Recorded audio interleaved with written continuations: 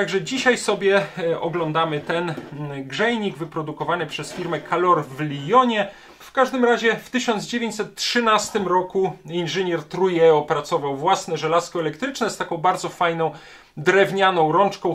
Bardzo się ucieszyłem, bo zobaczyłem też produkowane przez Calor odkurzacze z lat 1920 i 1930. Na dole jest podana moc, aczkolwiek ja nie jestem pewien, 500 albo 600 watów. A czy faktycznie jakieś ciepło z niego wydobędziemy, to się dopiero okaże. O, i wyjąłem cały ten element grzejny. Zaraz go sobie przy okazji też troszeczkę wyczyścimy.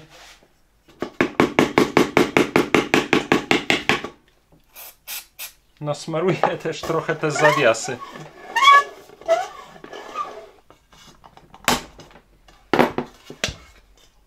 No nawet złapało. Zobaczcie, myślę, że udało się to naprawdę bardzo ładnie wyczyścić. Tutaj nawet te bolce. Sprawdzę, czy tutaj mamy połączenie. No, wygląda na to, zobaczcie, że tak. Wydaje mi się, że z tym przewodem używanie tych grzejników powinno być najbezpieczniejsze. Wyraźnie tutaj jest bardzo, bardzo ciepło. Podkręciłem tutaj napięcie i odczekałem na tyle, że ta spirala zrobiła się naprawdę czerwona. Grzejnik jest sprawny. Bardzo się z tego cieszę. Fajny zabytek z lat 1930. Cześć! W jednym z niedawnych odcinków zajmowaliśmy się tym bardzo ładnym, ciekawym, zabytkowym, starym odkurzaczem Electrolux Model 5, mniej więcej z połowy lat 1920. Nie jestem pewien, czy nie z 1924 roku. Tam pokazywałem też króciutko ten z mojej kolekcji odkurzacz, również Electrolux 5, chyba z 1926 roku. Zresztą tym odkurzaczem będziemy się jeszcze w co najmniej jednym długim odcinku zajmować. On jest niestety niesprawny. Dlaczego i co mu dolega, o tym mowa jest w odcinku poświęconym temu odkurzaczowi. Natomiast dzisiaj chciałem razem z Wami obejrzeć urządzenie, które niedawno do mnie trafiło, a które tak naprawdę jest niewiele młodsze od tych odkurzaczy Electrolux 5. One pochodzą, tak jak już powiedziałem, z połowy lat 1920. A ten grzejnik elektryczny wyprodukowany został prawdopodobnie w latach 1930, czyli jakieś 5, no góra 10 lat po tych odkurzaczach i jak najbardziej mogę sobie wyobrazić, że w takim gospodarstwie domowym przełomu lat 20. i 30. czy z lat 30.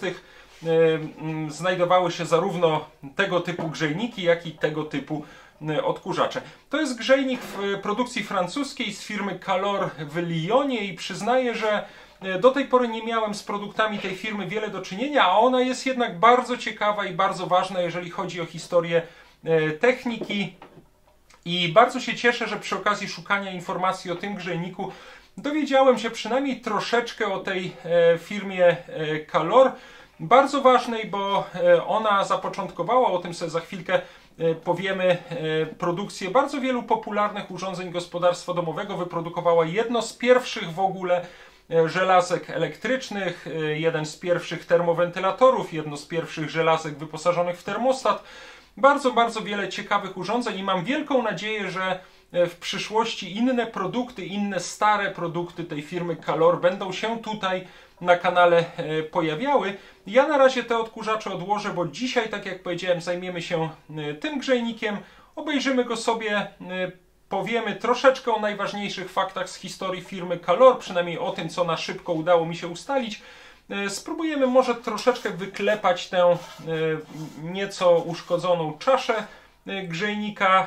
Poprawimy tutaj mocowanie przewodu zasilającego. Może nawet spróbujemy zobaczyć, czy ten grzejnik będzie funkcjonował. Na razie chowam te ładne odkurzacze Electrolux 5 z lat 1920, a my przenosimy się w lata 1930 do Francji. Nawiasem mówiąc, nie jest to pierwszy grzejnik elektryczny, który tutaj na kanale oglądamy. Oglądaliśmy tutaj już kilka urządzeń z okresu PRL, polskich powojennych urządzeń, ale mieliśmy też okazję króciutko przynajmniej rzucić okiem na przykład na stary przedwojenny grzejnik AEG z 1939 roku, któremu też zresztą poświęcony będzie dłuższy odcinek. Zresztą grzejniki elektryczne, termowentylatory których mam całkiem sporo. Aha, oglądaliśmy na przykład taki bardzo ciekawy niemiecki grzejnik Palux z lat 1938-1945, wyprodukowany w fabryce w ówczesnej niemieckiej miejscowości Liebenau, która po czesku nosi nazwę Chodkowice nad Mochelką, w okresie, kiedy tereny te, tak zwany kraj sudecki, zajęte były przez III Rzeszę, a po 1945 roku wróciły ponownie do Czech. To jest też ciekawy historyczny grzejnik z ciekawą, trochę mroczną historią, któremu poświęcony jest oddzielny odcinek na kanale. Także trochę już tych zabytków z, powiedzmy, kategorii sprzętu elektrogrzejnego tutaj było i będziemy do tego wracać nie tylko dlatego, że nadchodzi jesień, nadchodzi zima i będzie to sprzęt, że tak powiem, pasujący do warunków atmosferycznych, ale też dlatego, że szykowana jest wystawa poświęcona między innymi, nie tylko, ale między innymi starym grzejnikom elektrycznym.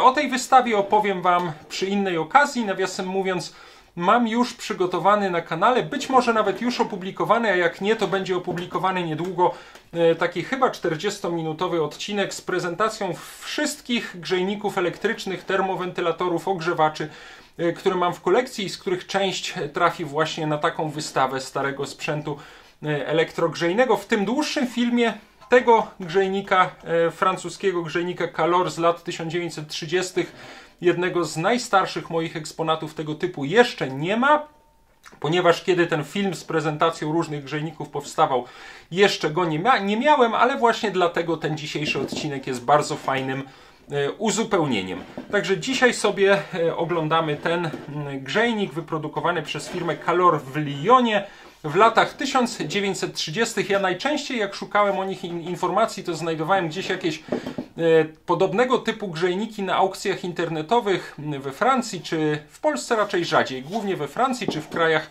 Europy Zachodniej, które często podpisane były jako, bardzo ogólnie, jako grzejnik francuski, lata prawdopodobnie 40. Natomiast jak zacząłem troszeczkę więcej o nim szukać, to trafiłem na stare reklamy z prasy, mniej więcej właśnie z lat 1930. Trafiłem też na zdjęcia tego typu grzejników z muzeów internetowych, zwykle podpisanych właśnie jako lata 1930. Także wychodzę na razie bardzo ogólnie z założenia, że ten grzejnik powstał w latach 1930. On nawet jest jeszcze, zobaczcie, zwłaszcza na tę jego podstawkę, w takim trochę typowym dla lat międzywojennych stylu Art Deco. Nie sądzę, że w jednak bardzo ułożonej przez wojnę powojennej Francji po 1945 roku tak ładne grzejniki jeszcze produkowano, aczkolwiek firma Calor jeszcze jak najbardziej działała, zresztą rozwinęła się bardzo także w latach powojennych i działa do dzisiaj, o tym sobie za chwileczkę powiemy. I podobne grzejniki też były produkowane, chyba już w troszeczkę prostszej formie. Może jeszcze te stare przedwojenne modele z lat 30. też były w produkcji, ale tak jak powiedziałem, wydaje mi się, że to jest jeszcze grzejnik z okresu międzywojennego. Pozwólcie, że ja sięgnę sobie tutaj do mojej odręcznej ściągawki, którą zrobiłem szukając trochę informacji o historii firmy Calor. Tak jak już chyba powiedziałem, firma istnieje do dzisiaj, jest częścią grupy SEB, produkuje różne urządzenia gospodarstwa domowego, także takie sprzęty grzejne typu suszarki do włosów, czy jakieś prostownice do włosów, czy jakieś lokówki, czy chyba też w dalszym ciągu grzejniki, termowentylatory, to co jest specjalnością tej firmy. I tak jak już powiedziałem, mam nadzieję, że jakieś z tych produktów, zwłaszcza starszych, takich powiedzmy do lat 60., ale przede wszystkim te przedwojenne, będziemy mieli okazję jeszcze tutaj na kanale obejrzeć. Natomiast w różnych informacjach dotyczących historii firmy Calor, czy marki Calor, znalazłem informację, że założona ona została w roku 1917. Jej założycielem i wieloletnim szefem, w ogóle pomysłodawcą powstania tej firmy był inżynier Leo Trouillet, a tak naprawdę wpadł on na pomysł założenia firmy elektrotechnicznej jeszcze przed wybuchem I wojny światowej. Chyba od 1913 roku zaczął projektować, czy nawet produkować w swoim sklepiku w Lyonie żelazka elektryczne, ale później został zmobilizowany. W 1914 roku trafił na front, dopiero w 1917 roku został zwolniony z wojska, wrócił do Lyonu i założył właśnie firmę Calor, która początkowo produkowała żelazka elektryczne. Na stronie internetowej firmy jest napisane, że były to pierwsze europejskie żelazka elektryczne. Nie jestem pewien, czy tak było dokładnie, bo widziałem już na przykład patenty Francuza Armanda Labré z 1887 roku na żelazko elektryczne stosowane w zakładach krawieckich. Były też modele żelazek elektrycznych AEG z końca XIX czy wczesnego początku XX wieku. Widziałem też takie żelazko Etoile elektryczne, chyba też francuskie, z chyba 1901 roku. No, w każdym razie w 1913 roku inżynier Trouillet opracował własne żelazko elektryczne z taką bardzo fajną drewnianą rączką, chyba trochę wzorowaną na modelach produkowanych przez niemiecką firmę AEG. Ja postaram się, nie wiem, czy uda mi się tutaj na filmie znaleźć jakieś zdjęcia, które z powodu praw autorskich będę mógł Wam wyświetlić takiego żelazka, ale postaram się kiedyś takie żelazko zdobyć i na pewno w komplecie z tym grzejnikiem je sobie obejrzymy. No w każdym razie firma Calor na początku od 1917 roku w Lyonie specjalizowała się w produkcji żelazek elektrycznych, niewielkich przenośnych żelazek elektrycznych. W latach 1920 do oferty tej firmy weszły także wentylatory, ręczne suszarki do włosów, nawiasem mówiąc też jedne z pierwszych. Firma Calor chwali się tym, że były to pierwsze europejskie ręczne suszarki do włosów. Wydaje mi się, że niekoniecznie, bo powstawały też już niemieckie i inne modele, ale w każdym razie te produkowane przez Calor były jednymi z pierwszych. Też bardzo chętnie taką suszarkę do kolekcji starych suszarek zdobędę. No i właśnie od lat 1920 powstawały bardzo podobne grzejniki z taką okrągłą czaszą po francusku. W reklamach widziałem najczęściej, że nazywane one były radiateur électrique. Radiateur électrique. Chyba one miały na początku taką metalową siateczkę tutaj po całości tej czaszy, a nie tylko na elemencie grzejnym.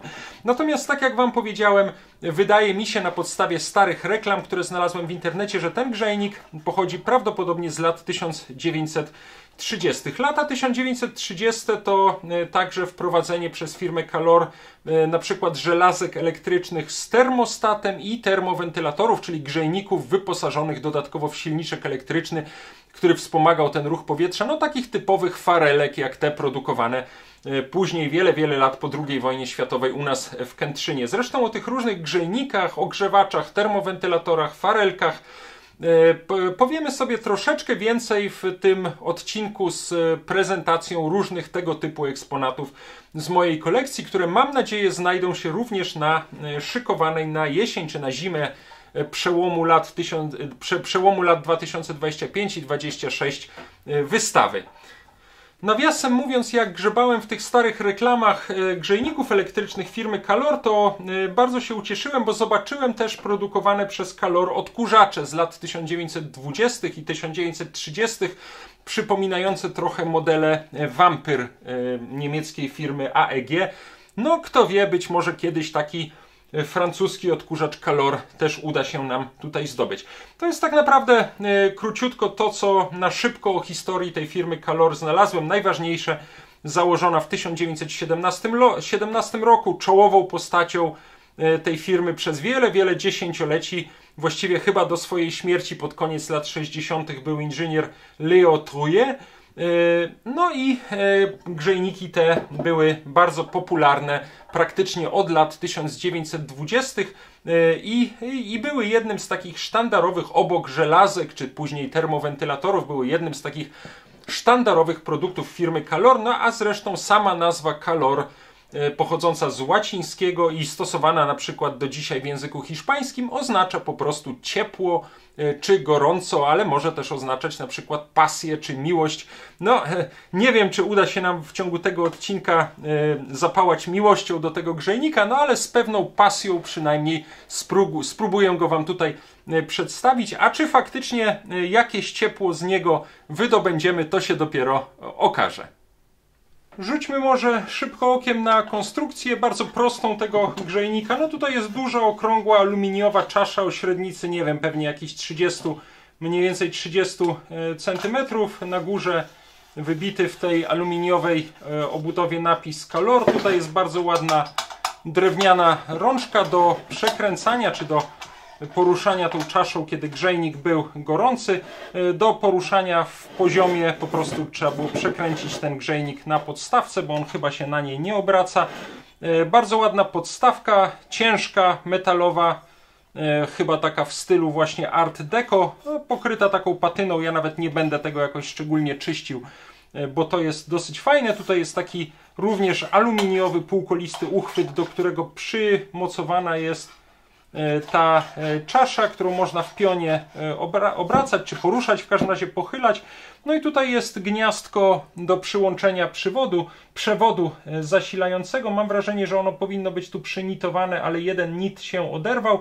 I są tutaj dwie nakrętki, którymi można było, zaraz to spróbujemy, można było chyba odkręcić cały ten wymienny element grzejny, czyli taki ceramiczny korpus z nawiniętą na niego spiralą grzejną. Nawiasem mówiąc, mam wrażenie, że nie są tutaj przepalone nigdzie te druty.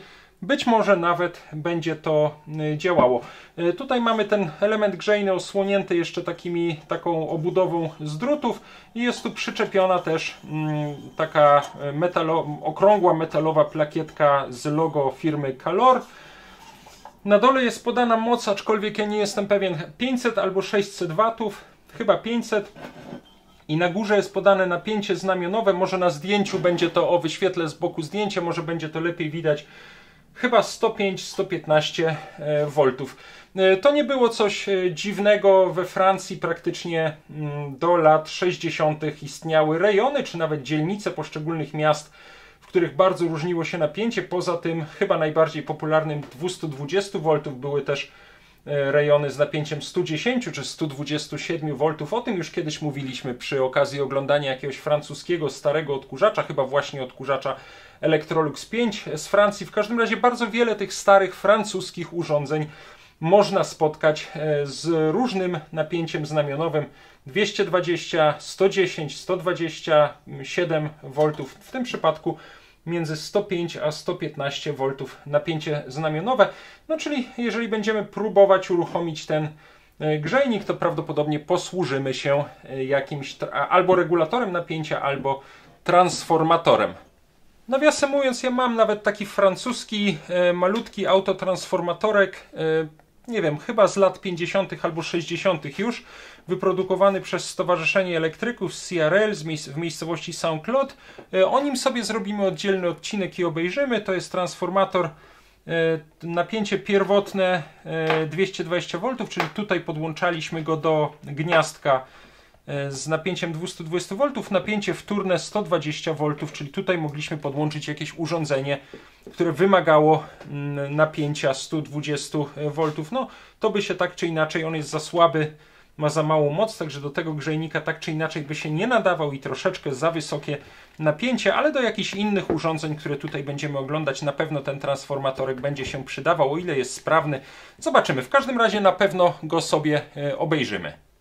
Tutaj tylko Wam jeszcze przy okazji pokażę, że mam jeszcze taki szwedzki transformator, który umożliwiał podłączanie bardzo różnych urządzeń. Tutaj mieliśmy napięcie 110 V, 127, 135, 150 albo 220.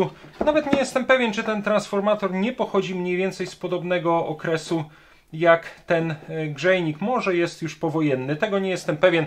Zrobimy sobie o nim na pewno też oddzielny odcinek i spróbujemy troszeczkę więcej o historii tego transformatora ustalić, ale ten grzejnik, jeżeli będziemy w ogóle robić jego próbę, to posłużymy się zwykłym współczesnym regulatorem napięcia i na dużo obniżonym napięciu spróbujemy zobaczyć, czy on w ogóle będzie działał. Ja bym chciał przede wszystkim zobaczyć, jak wyjmuje się ten element grzejny. Wydaje mi się, że trzeba odkręcić tutaj dwie nakrętki. Zaraz to zrobimy. Przy okazji może przynitujemy też tę osłonkę gniazdka do przyłączenia przewodu zasilającego. Na razie położę ten grzejnik płasko na blacie i odkręcimy te dwie nakrętki. Tutaj pasowałby chyba klucz 8. Nie, to jest chyba nawet 6, prawdę mówiąc. Tak. Tak, odkręca się. Jak już odkręciłem, to może nawet takimi zwykłymi szczypcami O, teraz mogę te nakrętki odkręcić.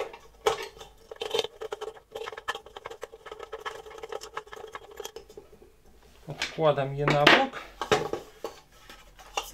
O, i wyjąłem cały ten element grzejny. Zaraz go sobie przy okazji też troszeczkę wyczyścimy. To jest jakieś oznaczenie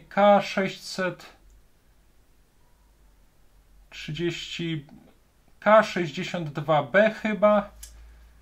Tutaj nic więcej nie widzę. Tutaj Calor 105-115 V i chyba 500 albo 600 watów.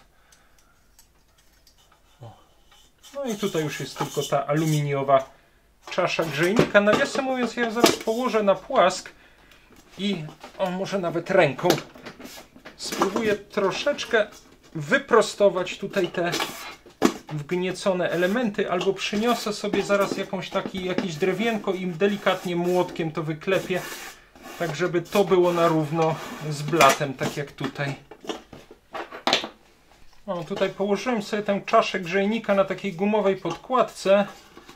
Wezmę sobie tutaj już taką tektureczkę i może też taką drewnianą podkładką delikatnie spróbuję to, przez taką podkładkę delikatnie spróbuję to wyklepać.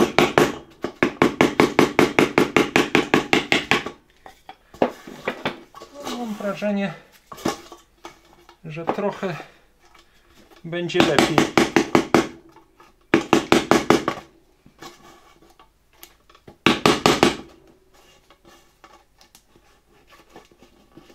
Tutaj już mam wrażenie, że kiedyś ktoś bardzo mocno albo uderzył, albo właśnie czymś klepał, a może właśnie w wyniku tego uderzenia może spadł gdzieś ten grzejnik i się to wszystko wygięło.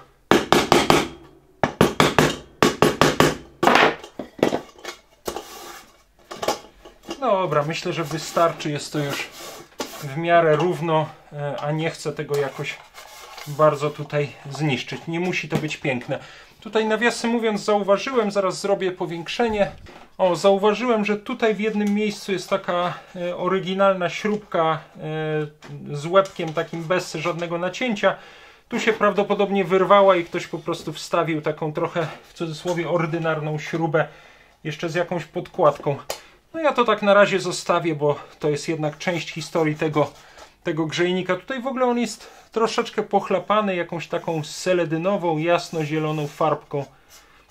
Ale ja tego nie będę jakoś polerował wełną stalową. Niech to już zostanie z taką patyną. Wezmę tylko szmatkę i po prostu trochę to wytrę.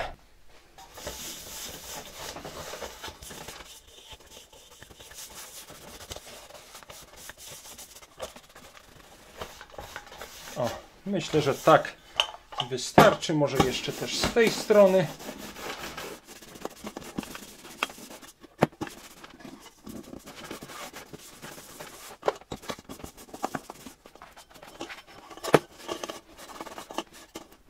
Tutaj troszeczkę też była przekrzywiona ta obręcz, ale już jest ok.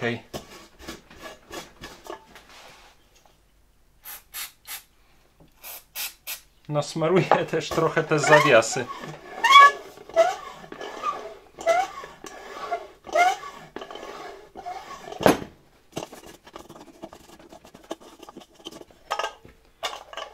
Aha, i tu może dokręcimy też mocowanie tej drewnianej rączki, bo ona się jednak rusza.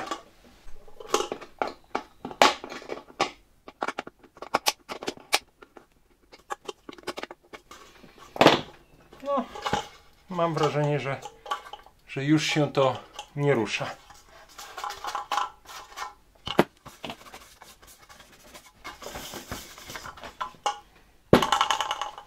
No i teraz chciałbym przynitować tutaj tę obudowę gniazdka przewodu zasilającego. No mam takie nity zrywalne, mam nitownicę. Od tej strony tego nie zrobię, bo nie włożę tutaj nitownicy. Może jest szansa, że tak troszeczkę pod kątem może uda mi się z tej strony złapać. Zastanawiam się, jaki nit tutaj wziąć. 3 i 2. On tutaj chyba nie wejdzie.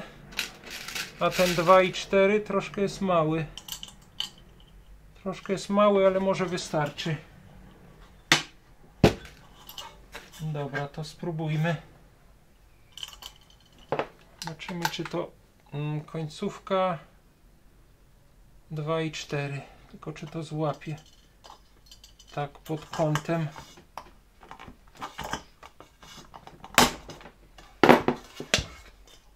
No, nawet złapało. Ok, trzyma się to. Może nie wygląda pięknie, ale tutaj po włożeniu tej wtyczki i tak tego zrywalnego nitu nie będzie widać, a od tej strony też go nie będzie widać, bo zasłania go cały ten element grzejny. Dobra, to mamy przynitowane. Jeszcze może troszeczkę to odrdzewiaczem pomaluję. Ja tak dosłownie troszeczkę to jeszcze wełną stalową przetrę.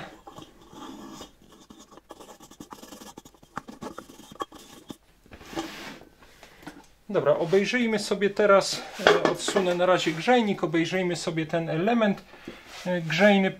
Tak jest w zasadzie w dobrym stanie. Tutaj ta podstawka jest najbardziej skorodowana, ale jest to powierzchniowa korozja. Zaraz się też odrdzewiaczem posłużymy. Tylko przynajmniej troszeczkę wyczyszczę to wełną, a może nawet taką drucianą szczotką. O, ta szczotka może być troszeczkę za duża, ale nie, ładnie tutaj czyści.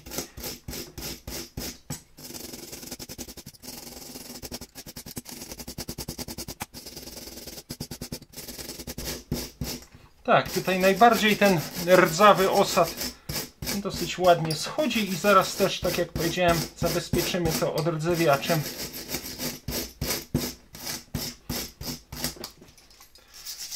Tutaj troszkę.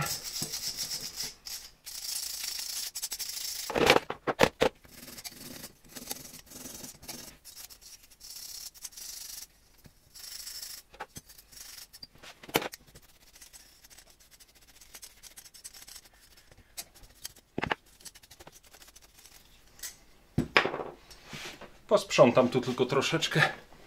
No i teraz odrobinka odrdzewiacza. Ale już widać, że jest to wyraźnie mniej wszystko zardzewiałe. Niech on sobie tutaj chwileczkę podziała, tak samo tu.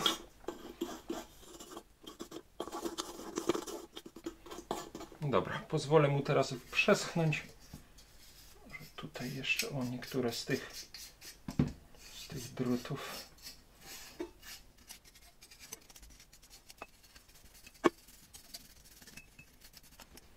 Ok.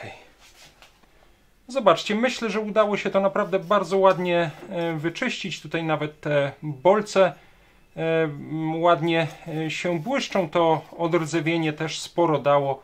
Właściwie już nie widać tutaj tych rdzawych nalotów. Tutaj też wyczyściłem troszeczkę tę osłonkę. Przy okazji te inne metalowe elementy, które też udało się w miarę dobrze wyczyścić. Przy okazji pokażę Wam jeszcze taki trochę inny element grzejny. Ten, który tutaj trzymam, to jest element produkcji Siemens Schuckert, model Protos o mocy 500 W, czyli podobnie jak ten. Tylko że różnica jest taka, że ten jest wkręcany tak jak klasyczna żarówka. Ale myślę, że nie mam takiego grzejnika Siemens Schuckert Protos, ale myślę, że wyglądało to mniej więcej podobnie i postaram się taki też kiedyś zdobyć. A ja jeszcze, zanim zamontujemy ten element grzejny w naszym grzejniku, chciałbym sprawdzić, czy on jest sprawny przy pomocy miernika. Sprawdzę, czy tutaj mamy połączenie. No, wygląda na to, zobaczcie, że tak. Tutaj ta spirala nie jest nigdzie przerwana. Możemy też jeszcze sprawdzić, czy gdzieś tu pomiędzy każdym z tych bolców a obudową nie ma połączenia. Nie ma, nie powinno dojść tutaj nigdzie do zwarcia. Między tymi bolcami mamy połączenie. Także wychodzę z założenia, że ten element grzejny jest sprawny. Można by go tak naprawdę już teraz podłączyć do zasilania, ale zamontujmy go najpierw w naszym grzejniku i uruchomimy go na znacznie zmniejszonym napięciu. No dobrze, to w takim razie wkładam tutaj tę naszą grzałkę i nakręcam tutaj nakrętki.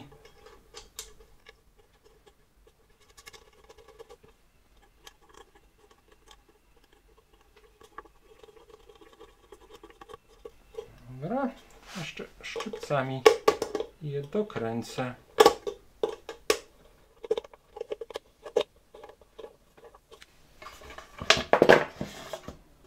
Tutaj wszystko się już ładnie trzyma.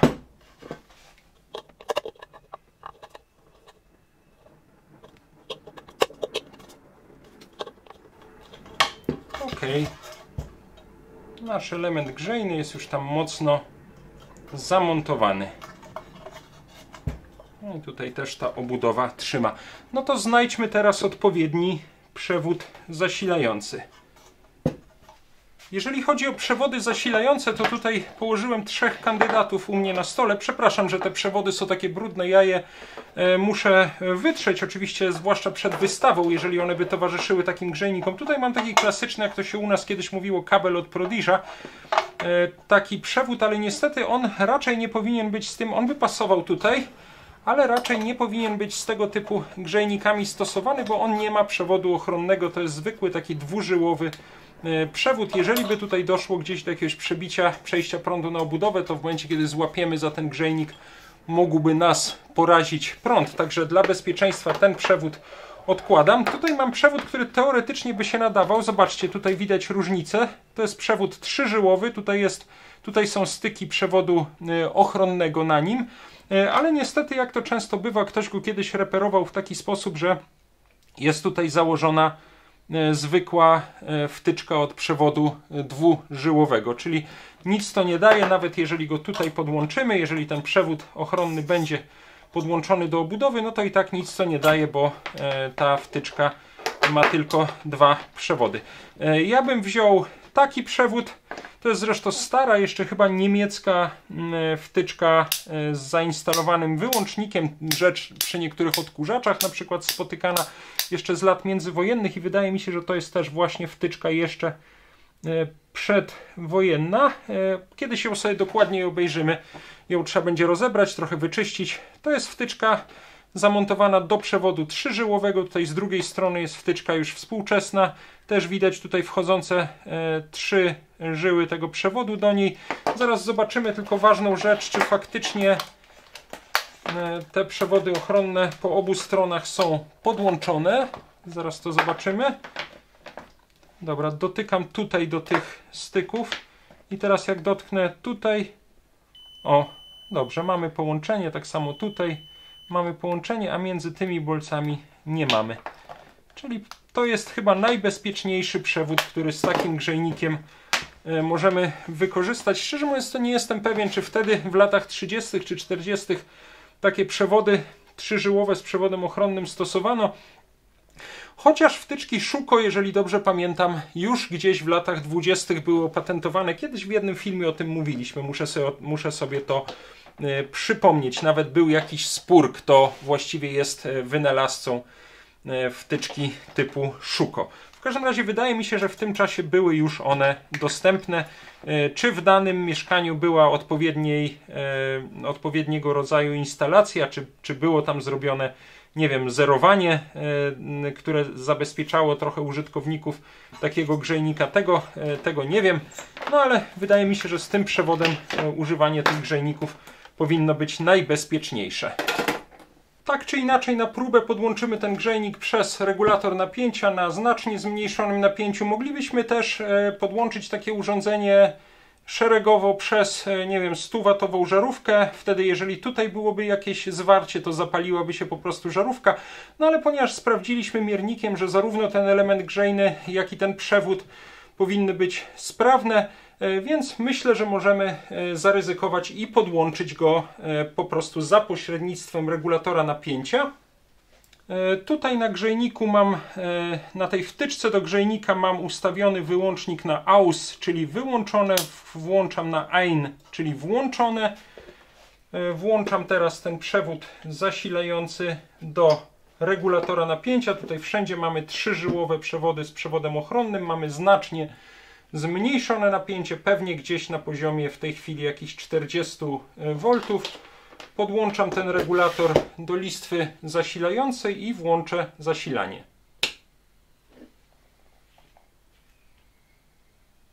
I mam wrażenie, że słychać już lekkie buczenie, w cudzysłowie, i czuć lekkie, cieplutkie powietrze. Ja teraz ustawiłem ten regulator mniej więcej właśnie na jakieś 80, myślę, że nie więcej niż 100 V. Pamiętajmy, że nie możemy przekroczyć tutaj tego napięcia znamionowego 105-115 V. On teraz powinien być ustawiony na jakieś 70-80 V.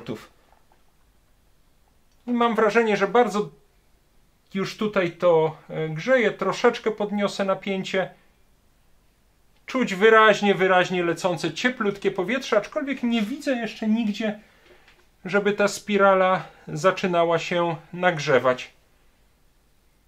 Dobra, nie chcę tego dalej podnosić. Tutaj już nie mam skali na tym regulatorze, ale myślę, że mniej więcej do około 100 V doszliśmy.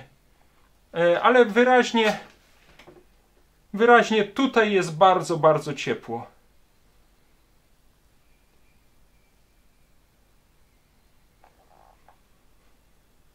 Nawet nie pachnie jakąś spalenizną ten grzejnik. Słychać takie lekkie buczenie tej spiralki. O, i robi się coraz cieplej. Tutaj przyznaję, że dłużej już tutaj ręki bym nie utrzymał. No tak mniej więcej komfortowo jest w tej odległości, ale też już się robi tutaj coraz cieplej. Czyli spirala nam się cały czas nagrzewa.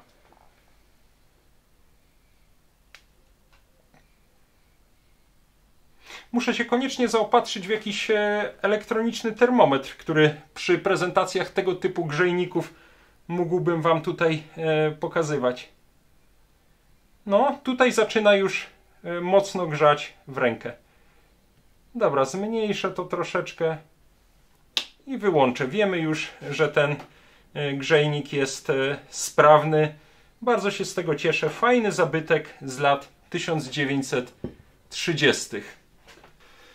No, muszę przyznać, że mnie zrobiło się tutaj naprawdę ciepło przy tych kilku próbach z tym grzejnikiem. Jeszcze wykorzystałem czas i kręciłem takiego króciutkiego shorta z prezentacją tego grzejnika. Podkręciłem tutaj napięcie i odczekałem na tyle, że ta spirala zrobiła się naprawdę czerwona z gorąca i mnie też, zwłaszcza w tym fartuchu, zrobiło się już tutaj porządnie ciepło, także ja już z ulgą tutaj wszystko rozłączam. Cieszę się, że mamy bardzo fajny zabytek sprzętu elektrogrzejnego, ten grzejnik Calor z fabryki w Lyonie z lat 1930.